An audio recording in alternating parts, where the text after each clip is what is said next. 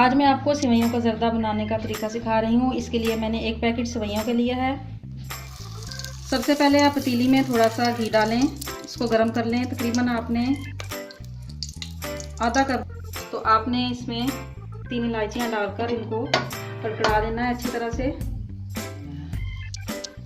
अब आप इसमें सेवइयाँ डालकर इनको हल्का सा भूनें, बिल्कुल हल्का सा आपने भूनना है, तकरीबन 1 मिनट के लिए।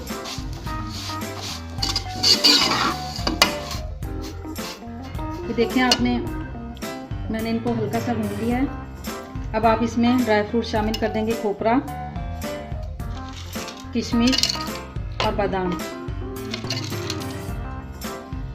अब आप इसमें 1 कप चीनी डालकर मिक्स करें अच्छी तरह से।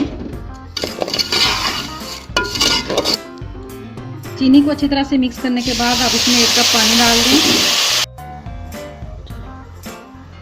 पानी डालकर आप हल्की आंच पर पकाएं इसको तकरीबन 1-2 मिनट के लिए। जब पानी खुश्क हो जाए तो बिल्कुल हल्की आंच पर आप इसको 2 मिनट के लिए दम दे दें। बहुत ही अच्छी मज़ेदार सी सेवइयों की रेसिपी तैयार हो चुकी है। आप इसको ज़रूर ट्राई कीजिएगा और मेरे चैनल को लाइक और सब्सक्राइब करना